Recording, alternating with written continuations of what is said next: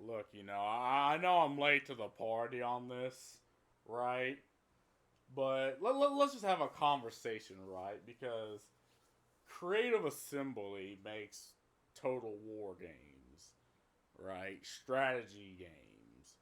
So they've effectively created this money printing hack for themselves where they've cornered the market on a very niche product. So they made Total Warhammer 1, 2, and 3, Rome 1 and 2, Attila, Shogun, right? And they've obviously made the goofy saga games like Pharaoh and Bretonia, and there's probably one more, and they're probably going to continue to make more. So they've really cornered the market on niche strategy games, and it's effectively a money printing hack for them.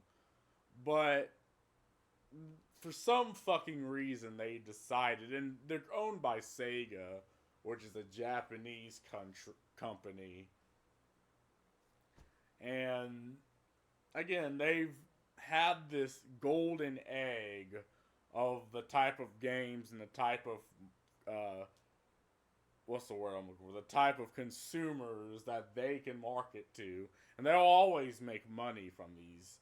But for some fucking reason, they've fallen into the same rhetoric that most multi-billion-dollar companies fall into, where they adopt social justice platitudes, they adopt goofy ideas of marketing to the wider audience, which by the way doesn't exist, right? I don't know how many times we need to spell this out. The wider audience does not exist.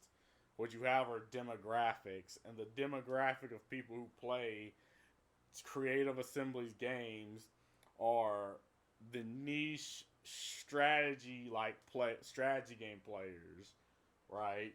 But apparently Hyenas was their failed attempt. I don't know why it keeps showing me fucking videos, pictures of the actual animal, but they've tried this idea of marketing to, the extraction shooter type of crowd, and I shit you not, they took the inspiration of these artwork for these characters from the quote unquote drag community.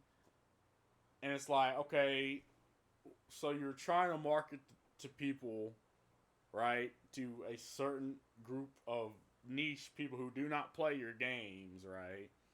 They do not consume your product, but they fall into this idea. By the way, the animal hyena is one of my favorite animals on the planet. But they fall into this idea that if they just reach out to this like mythical wider audience, that it's not going to piss off the consumers you already have, right?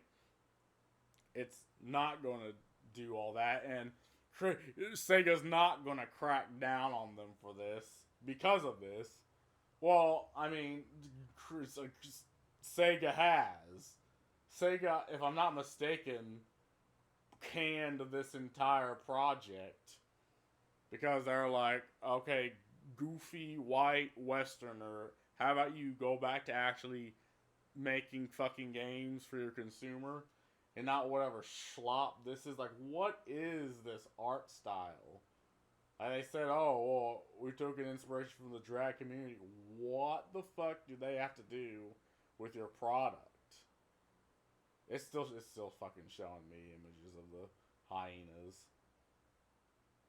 Like, what? Well, why? And obviously Sega was going to be like, no. But they felt the need to do this anyway, and this is where we're at. Companies, like any game companies, feels the need to reach out to this wider audience, and they don't have statistics on this, right? There is no proof that's showing that reaching out, changing your product in any way is going to attract a new group of audience. But and again, you're not supposed to even point this out because then you get lambasted. Like this is something that you're just supposed to accept. And it's like, well, no. Like the problem with Creative Assembly is, well, the last few titles they came out with, like Total War Warhammer 3, Total War Pharaoh, Total War Britannia, and there's another one that I can't for the life of me remember. Like, these three titles fucking flopped. The only reason Total War Warhammer 3 is still being played is because they have the Immortal Empires. Uh, what would that be called? Like a pack where it adds all of the races from Total War Warhammer 1, 2, and 3 and shoves them on this like this big open map that includes all the regions. That's why people still play that game, right? Total Warhammer 2 was an amazing game. And they had one of my most favorite factions, the Vampire Coast, in there. Like, I like the Vampire Counts, but the problem is I'm too good with the Vampire Counts. Right? And they had, obviously, I like the Tomb Kings too, because we was kings, but Total Warhammer 2 was an amazing game. Right? And the Immortal Empires, or was that the Mortal Empires? Yeah, the Mortal Empires for that was amazing. Like Total Warhammer 2, the thing with it is, like, say if you're playing the High Elves and you were blasting through all the territories, you were almost guaranteed to butt heads with the dwarfs immediately. Because at least the AI for the... Obviously the AI is shit in all situations, but at least in 2, you knew that you were going to face this combined front of a faction, and you're going to have to blow them the fuck up. But in Total Warhammer 3, like, past turn 200, the AI just shits the bed. Like, there is no combined front that you can actually really blast through. Like, I played Britannia. They're another one. I think my favorite is the Vampire Coast. My second favorite is Britannia. And with Britannia, like, at least in 2, you're guaranteed to fight either the Empire, the Wood Elves. I think you destroy the Skaven by then. The Orcs. Right? Maybe Chaos.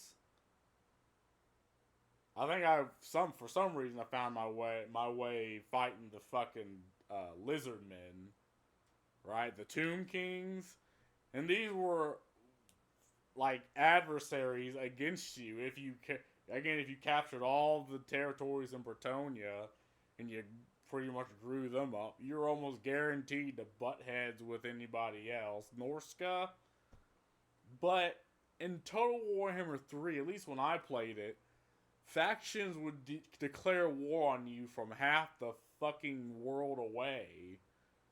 Like, I think I had, what was it, Nagaryth? Which is literally on the other side of the fucking Warhammer world declare war with me.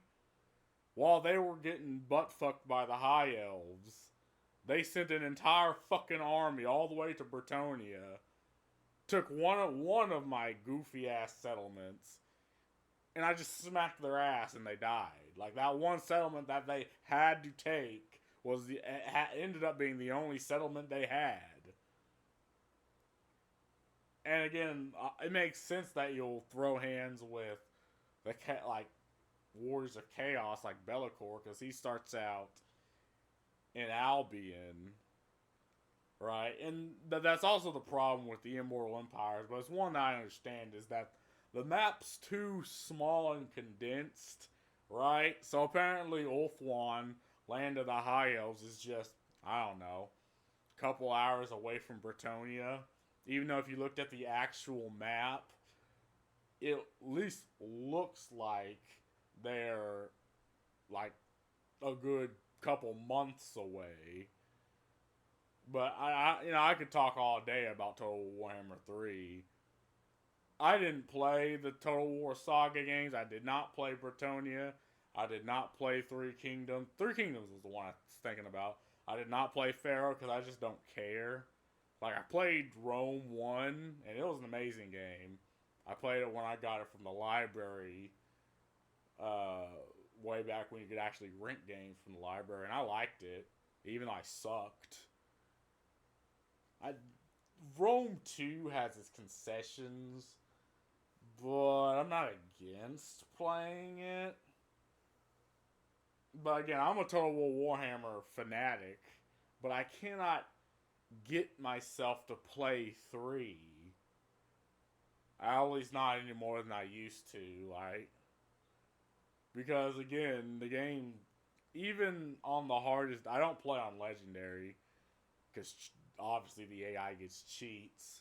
I play on the hardest difficulty, and even then, it's like I'm just blowing through these assholes. Like with Bretonia, their whole thing is cavalry, and I'm like that's their only gimmick, and I'm blasting the fucking lizardmen, which probably they have better infantry, they have better range units, they have better everything than me, but I'm blasting through them, right? I'm blasting through the wood elves, even though they also are very gimmicky. Their whole thing is they're archers, but just sheer like numbers of my peasant archers are just blasting through their high tier archers like nothing. And see that's the problem with Total Warhammer 3. The thing is, when Total Warhammer 3 came out, people moved back, just ended up just moving back to 2. Because 2 was just a better product at the time, until the Immortal Empires came out. And they did do the thing where you don't have to buy the other Total War games. You can just buy Total War Warhammer 3 and you have access to the Immortal Empires. The thing is, you have to, if you want to play the other factions like Bretonia, I believe you need to buy their faction. Or if you want to play any of the Total War Warhammer 1 factions, you have to buy them. But other than that, and that's a good thing, not having to buy the other 3 games just to play the end game, which is the Immortal Empires. But, and then that's the thing, like, I know this whole thing was about to be about hyenas, but again, Creative Assembly has this, like, golden goose that for some fucking reason they absolutely fail and at every turn to actually put out products people want to play. Like the Saga series were ass. Like Total War Warhammer Pharaoh, or Total War Pharaoh was shit. Right? I remember Bretonia being okay for most people. Three Kingdoms was whatever. But Pharaoh's was just like they put it out a Saga game for full $60.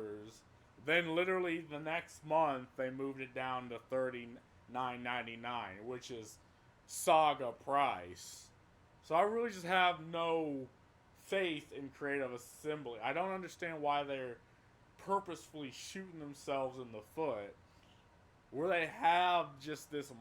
They've cornered this market, which is strategy game players. And I mean, Paradox also has the strategy game players, but see, Paradox has their own problem. They think if they just make their games easier, dumb them down as much as possible, my fucking mother is gonna buy a game. And again, that's not how demographics works, guys. Like, I understand for some reason a multi-billion-dollar company fails to understand marketing, right? But that's not how demographics work, right? You market to the people, like, again, what is your demographic? Younger, maybe a little older people who've played the past iterations of strategy games. So it's mainly strategy game players. If some people from the quote-unquote wider audience comes in and plays the game, that's just a benefit. But the point isn't to market to this quote-unquote wider audience. Like, the point isn't to market to my fucking mother, because no matter how many times you try to market to my fucking mother, she's not going to buy. What does Paradox have? She's not going to buy Victoria 3, right? She's not going to buy Age of Wonders 4. Like, that's not how marketing works. If she does, okay, I mean, cool. I doubt that. I sincerely doubt that someone who's that old is going to buy any game. But if it happens, it happens. Again, but the point is to stick to your market, stick to your consumers, stick to your demographic, and make them and give them the best possible product. Not to do this, whatever the fuck any of this is supposed to be. This isn't the point, right? I know they tried. They took Sega's money and they're like, oh yeah, we're gonna throw out something for the ESG, right? We're gonna throw out hyenas, right? Look how fucking cute this thing. Look at this goofball. This goofy looking dude. Again, like the point is to put out a product your consumers want to play, not whatever this is. Like, what the fuck is this supposed to be? Right? ESG points? Like, you trying to get ESG money, Creative Assembly? Because that's the only explanation for this. Are you trying to tap into the extraction shooter market? Again, that's not why people look at Creative Assembly. But anyway, I mean, that's all I gotta say about this. Peace.